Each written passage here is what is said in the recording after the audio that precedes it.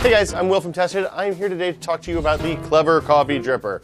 That is this guy right here. It's really neat because it combines the long steep times and kind of rich body, full-bodied flavor of an immersion method with the kind of single serving nature of pour-overs and that kind of stuff. So the way this works is really neat. You put a paper filter in the top, just a normal conical filter. I'm going to use a Hario V60 filter. I like them because they're not real papery tasting. And then you let it steep in the immersion cone for 3, 4, 5 minutes. So I pre-wetted a filter. This is a V60 filter. It's a little bit small for this device. If you have Chemex filters or even just like the plain Melita or whatever filters you buy at the grocery store, they work as well. I have about 18 grams of coffee. This is to make a 12-ounce cup.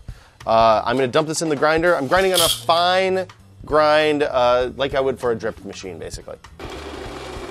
So 17 and change, 18 grams of coffee, dumping it into the filter. You want to make sure you get it into the filter because obviously it gets around the edges. You're going to have grit in your coffee. Okay, so one of the nice things about this particular technique is you don't need a fancy pour-over kettle. So I'm just using the normal tea kettle that I use to heat the water up. Okay, so I'm just going to pour about 240 grams of water in here. You want to make sure you don't go up over the top edge of the filter. That's the limiting amount.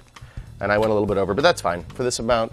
So now I'm going to let it sit for about 1.5 minutes, give it a stir, and then pour it into my mug at about 4 minutes.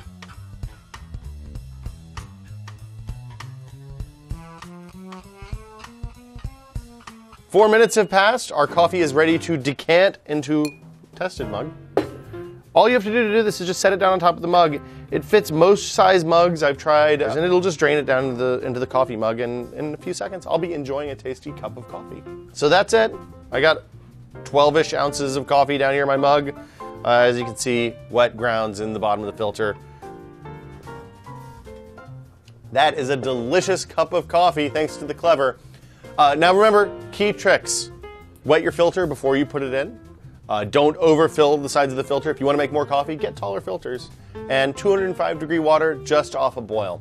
This is the Clever Coffee Filter. I like it a lot. For Tested, I'm Will. See you guys next time.